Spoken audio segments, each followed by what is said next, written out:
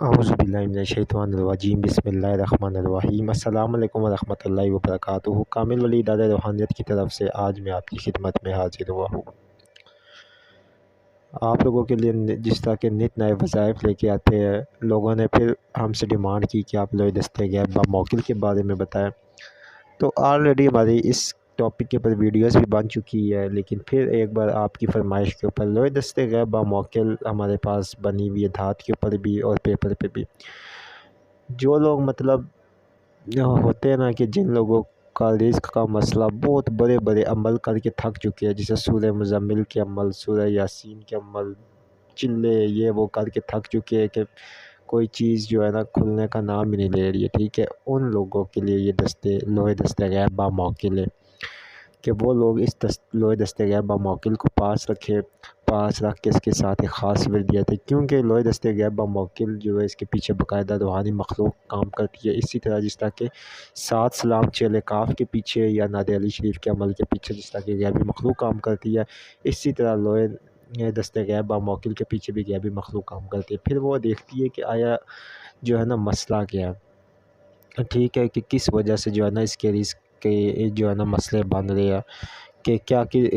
Problems آ رہی ہے، ان problems in مسئلے مسائل کو دیکھ کر پھر وہ اس کا طور بھی خود بخود وہ مخلوق کرتی ہے اور آپ کو ایسا غنی کرتی ہے کہ پھر اس کے بعد آپ مفلسی کی طرف نہیں آتی ہے۔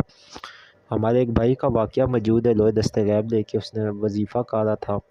تو کر کے تھک چکا، ایک دن وہ اسی طرح بیٹھ کے یہ وظیفہ پا رہا تھا، تو جس جگہ پہ وظیفہ کا تھا اس کے آس پاس آگ لگی، اچانک بہت زیادہ آگ لگی، وہ کمرے سے اٹھ کے بھاگا اور پانی لایا، آگ کو بجھائی، اور کمرہ خالی تھا، آگ لگی ساری۔ تو اس نے مجھے کال کی اور جب ہم نے چیک کیا تو ہمیں یہ پتہ چلا، اشارہ ملا کہ اس بھائی نے کسی کے اوپر ایسا ظلم کیا ہے، کسی کا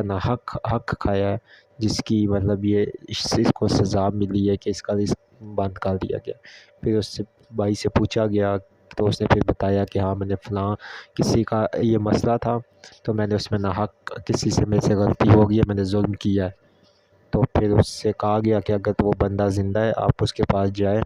معافی وغیرہ مانگے، ٹھیک ہے، تو ہو سکتا ہے کہ آپ کا یہ معاملہ حل ہو جائے۔ خیر وہ بندہ تو زندہ نہیں تھا، پھر اس نے اس کی قبر کے اوپر جا کے معافی وغیرہ مانگی، ٹھیک ہے، سب کچھ کیا، تو پھر جو ہے نا اس سے دوبارہ جب لوہے دستِ غیب سے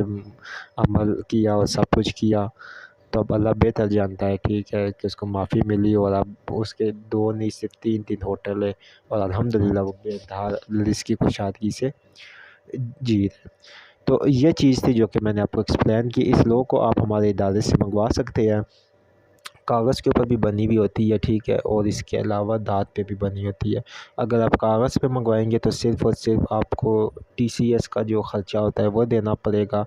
اور دھات پہ جو آپ منگوائیں گے اس کا ہدیہ ہوگا، وہ آپ ہمارے واٹس ایپ نمبر 0310552117 کے اوپر رابطہ کر کے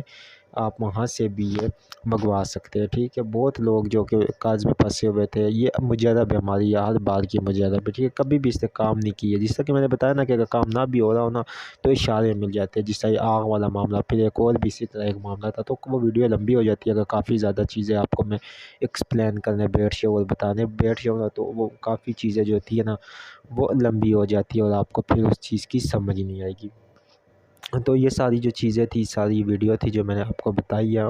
اس کے بیچ میں دیکھیں لوہے دستِ غیب باموکل کس طرح کام کرتی ہے۔ آپ منگوانا چاہیں تو ہمارے ادارے سے منگوا سکتے ہیں۔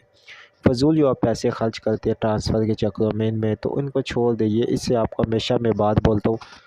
کہ آپ کو کچھ بھی ان چیزوں سے فائدہ نہیں ہوگا، ٹھیک ہے۔ قرآنی آیتوں سے جو چیز بنی ہوئی ہے وہ لے، اس سے فائدہ بھی ہوگا۔ اللہ حافظ آپ کو۔